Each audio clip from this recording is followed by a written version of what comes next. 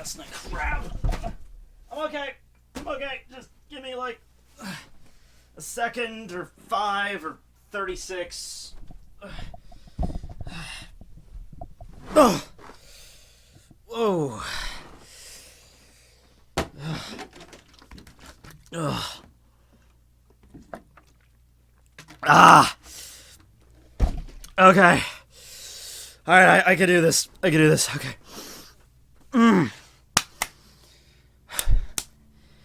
Alright. Dragon Ball Super, episodes 109 and 110. Let's do this. Right, so I think the quickest way for me to do this is to recap both episodes really quick, and then we can move on to what went down. We can move on to analyzing it, because we all know what went down, except for those poor souls that are now in short-term comas after witnessing what went down. So our hearts are out to the families of those people. I hope they have a quick recovery. And I understand when I say a quick recap, you know, we could be here for like 10 minutes with a regular episode, and this is 2. But don't worry. I have a way. We're going to get through this super quick. I'm going to have to act it out, alright? So get your cringe glasses on, alright? Here we go. So episode 109 starts off with JIREN fighting Goku. She turns into like a magical butterfly, whatever, shooting arrows. That's not what we're here to see. We're here to see Goku and JIREN. And so they start fighting. Goku immediately tries every single form. He's got every single technique in the book thrown right at JIREN. We start off with base. First thing he does, you know, signature attack. Base form Goku, Kamehameha, doesn't even touch JIREN. Just by sheer manliness, just defeats the entire blast. Then Goku goes Super Saiyan, goes up, doesn't even, he touches him, but it doesn't do anything. He doesn't even move a millimeter. So SSJ2, you know, Ascended Saiyan, kicks him right in the neck, and that manages to move JIREN a whole millimeter. So that's all that goes there. Skips over SS3, because why even bother at this point? Goes Super Saiyan God, and at this point JIREN is resorted to using a single finger to block every single one of God techniques. Finally, he goes Super Saiyan God Blue with Kaioken times 20, and gets completely manhandled. I think he gets a free, JIREN lets him have a few free shots, but pretty much after that, JIREN grabs him, tosses him into a bunch of rocks, punches him in the gut, blasts a shot right through his stomach, knocks him clear on the other side of the arena, looks like he got knocked off, jumps back up, tries a few more things, but JIREN just is completely outclassing him. Krillin and Beerus and everyone's like, this is his peak, the Kaioken times 20, Super Saiyan God Blue, this is all you got. So Goku decides to break out his trump card, which is the Genki Dama, the Spirit Bomb, which honestly seems like a stupid thing to do in this situation, because you're literally in a world of void. But okay, we'll get to that later during the analysis. All of the fighters on Universe 7 give their energy, even like Krillin and Tien are on the sidelines. Beerus and Whis don't do it. Maybe that's because they're going to get in trouble if they do or whatever. They have different kinds of ki, so it doesn't work. Okay, so Goku starts charging up a Genki Dama. It's looking pretty impressive. Everybody except for Vegeta. Vegeta doesn't give him energy just because he has to try to protect Goku from being attacked by like JIREN and everybody else in the meantime. By the way, everybody shuts up when JIREN and Goku are fighting. Everyone just kind of stops what they're doing and watches this, because even though they don't know, like, this is the event, like we know this is the event, they know that this is the event. Alright, if they know that if JIREN, you know, beats Goku, they're like, alright, let's just back up now. Just, you don't need to fight me, I'm just gonna jump over the edge. Okay, so he charges up Genki Dama, fires it off, JIREN just kind of like, I was expecting the thing just to pop as soon as it touched JIREN, but no, he just kind of pushes it back with both hands. Goku tries using Super Saiyan God Blue times 20 Kaioken to push it back, and it's just, the thing just goes ape shit. It's just the power fluctuations are like creating a bigger and bigger Genki Dama until the thing like collapses in on itself like a freaking black hole into like a singularity. Goku falls into the singularity Genki Dama black hole void. It's the only thing I could call it. And then everything goes black, and there's this huge explosion. And then that's where episode 109 ends, okay? Cliffhanger. Is Goku dead? I don't know. We'll find out next time on Dragon right now. So, next episode 110, right? The half of the episode is devoted just to wondering, is Goku dead yet? So that's kind of wasting time. I'm just going to skip all that bullshit because no one cares. Halfway through the episode, turns out Goku's still alive. He comes out of the crater, energy emanating from him, light all around. Everyone's freaking out. What's going on here? And as we all know right at this point, I think it's been known for months now, he has a new form. Goku's got a new form. It looks like this. It looks amazing. I orgasmed 36 times upon seeing it, and then another 14 throughout the rest of the episode. That's my personal record, but maybe you have me beat. I don't know. Okay, so now we could get into the actual fight, where Goku is moving with movements that are not just fast, but also reflexively active to whatever JIREN is dishing out. So it's like no matter what it is, Goku is managing to parry and attack. He's finally getting some hits off JIREN, and it's a godly battle. Me freaking 20-something, string bean kid sitting here in my bedroom decked out with Dragon Ball crap. I cannot do this justice. You need to watch it. Alright, you need to stop what you're doing right now and watch it. Even if you've already watched it, you need to go back and watch it. The Goku, there's a thing with his voice, where it's like this echoey thing that sounds amazing. There's like an orchestral score of Limit Break Survivor in the background. Like, it is some of the most godly things I have watched in a long time, alright? Animation's not that great, but, it's still pretty damn impressive. Finally, we get to the epic final clash there. The battle, the punch that's gonna end it. And Goku goes, he's kind of, the form is not very stable, it's fading in and out, finally lands a single hit on JIREN, and when the dust settles, we find out that it's actually, JIREN grabbed it and knocks Goku away. Goku goes back to his original base form, still heavily beaten at this point. Vegeta's next to him and says, like, what the hell was that?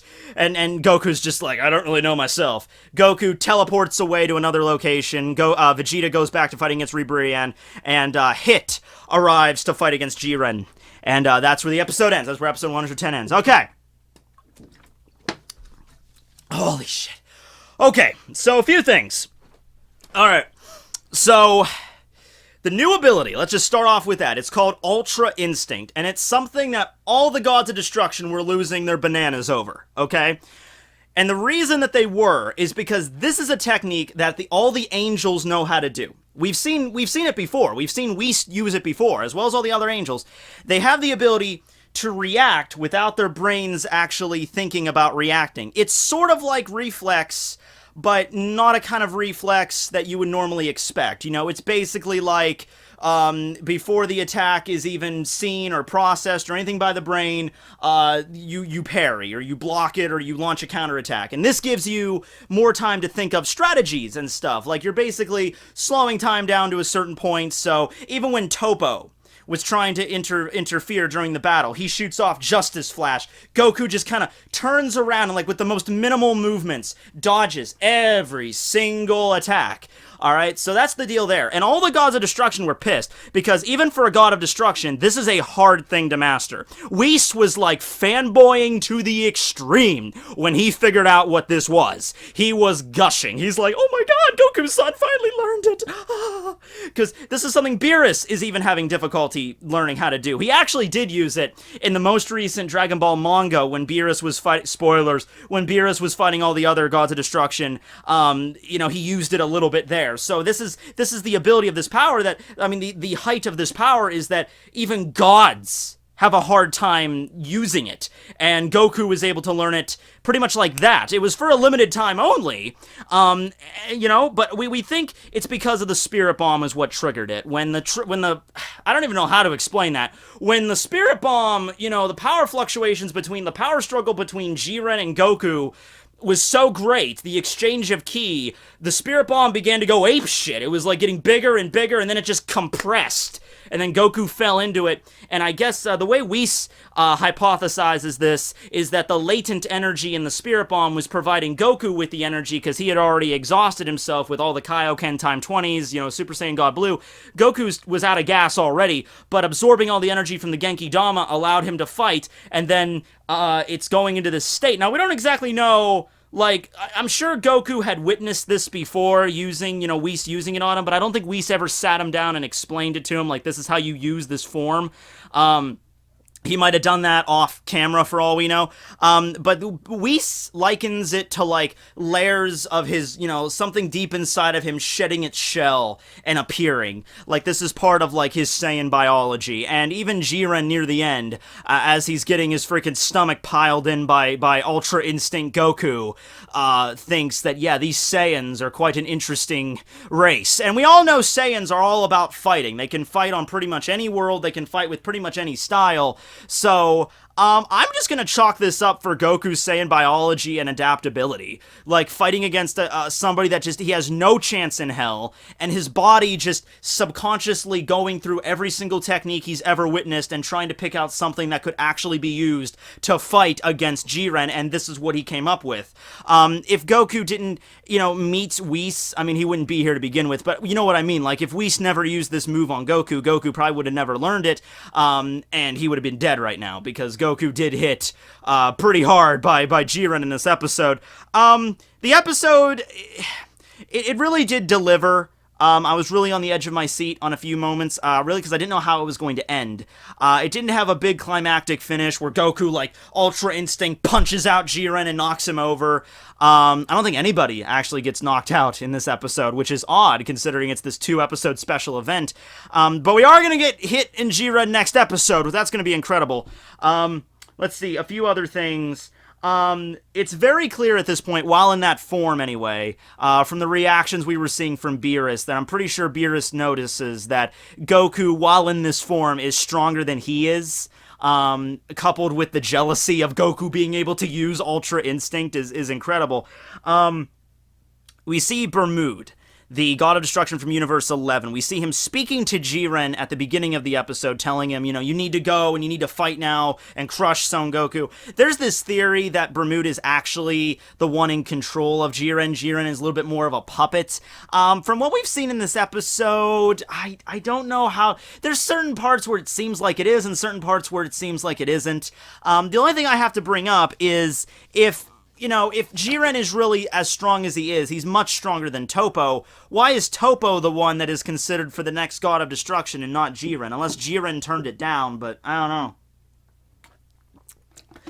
The thing about JIREN is that he's kind of like Broly, but he's not as annoying as Broly was with the constant screeching and yelling of Kakarot, and also that really, really stupid backstory with Goku crying in the crib, and that's what caused Broly's like intense rage.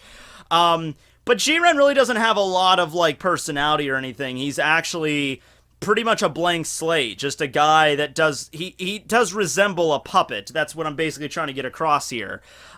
Just this muscular dude that's just like, There are a few times in the episode where it seems like he has his own personality, like his own thoughts, like when he was thinking about the Saiyans, like the Saiyans are pretty strong and all that crap. And there's even a few times in this episode where we see a little bit of surprise from him, like when Goku's, zipping around launching attacks, and then this scene once again where he gets punched in, where a knee in the stomach, that's going to be my wallpaper for a while. That's hilarious.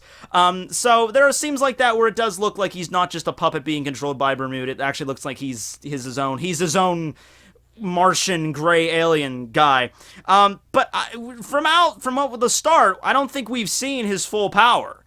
Because even when fighting Goku, when he was Ultra Instinct, Goku got a few hits on him, but nothing major for JIREN. Like, not even in the slightest.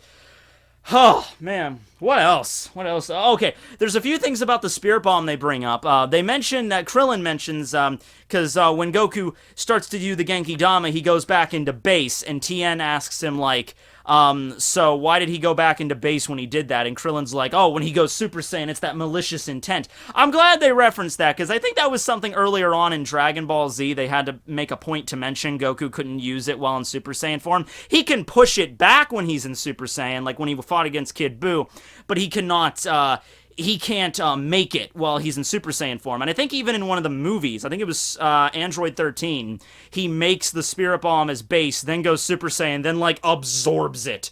So when he creates it, he has to be base, but after it's created, it's just a ball of energy that could just be, like, ping-ponged around, and that's pretty much it. So there's that. There's the scene at the very end when Goku is recovering. He's lying on the ground, just kind of like, can't really move. And then Frieza's off to the side using his death ball, or like ready to charge up an attack. And he's like, "This is payback for Namek." Now, whether this means that he's going to try to trigger the same attack again, because the attack got triggered when Goku used Genki Dama, the Ultra Instinct. That's what triggered it. And that gave him like a well-off spring of more ki to work with. And then you have Frieza, who's ready to launch an attack at Goku, who says, "This is payback for Namek." What did Goku do to Frieza on Namek? Well, he did a few things. Kidney punch, But he also used Spirit Bomb against Frieza. So maybe Frieza noticed what happened, and he's going to try to initiate that form again. They gotta get rid of JIREN at some point. And this is where it's going to get difficult, children. Because even after going Ultra Instinct, JIREN does not look like he took all that much a little bit more than superficial damage, and that was it. Now, all of the fighters, well, at least some of the fighters, they didn't get deterred by this. They actually started to, after Goku got, whipped away and he, went back to his original form, all the other fighters started standing there like, let's try to take him down. So their will to fight did not get removed, like they thought it was going to be. But I'm sure a few of them did get kind of like, I'm not dealing with that. We'll see that next episode. And in next episode, we're going to see Hit versus JIREN. So hopefully Hit can hold off JIREN long enough. It looks like in the preview that Hit is actually dealing a fair amount of damage to JIREN, at least a little bit more than what Goku did, taking him off guard, because Hit is kind of an expert at dealing with tough opponents, and he's good at more than just raw power, like with Goku. So, yeah, that's also going to be a big event next week, but this week it really did deliver, just for the soundtrack alone. There was a whole new OST, I think, that played initially when Goku was going blue and fighting JIREN, and then there was, like, these orchestral scores of Limit Break X Survivor, which was amazing. So I hope there's a release of this soundtrack, because it's really fucking good. I really don't have anything else to say, guys. There's only so much words can be put into this. But is it worth your time if you haven't seen it yet?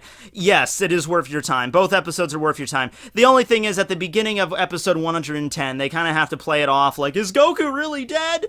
And so that kind of wastes half the episode there. But after that, it gets really good. And I think it's only going to get better from here. 25 minutes remain in the Tournament of Power. Keep in mind, we just barely have squeaked by. No, we're not even halfway through this yet. It's 48 minutes, so that'd be 24 would be the halfway point. It's crazy. Every single event that has happened in the Tournament of Power, like, you could watch a standard anime episode, and all of that stuff happened within it. Like a standard 22, 24-minute episode of, like, I don't know, Black Clover or whatever, and this is included in it. That's nuts. Okay, well, anyway, yeah, I hope you guys enjoyed the episode as much as I did. It was a blast. Catch back here next week for Hit versus JIREN. It's going to be intense. It's going to be balls to the walls, so get ready. Signing out.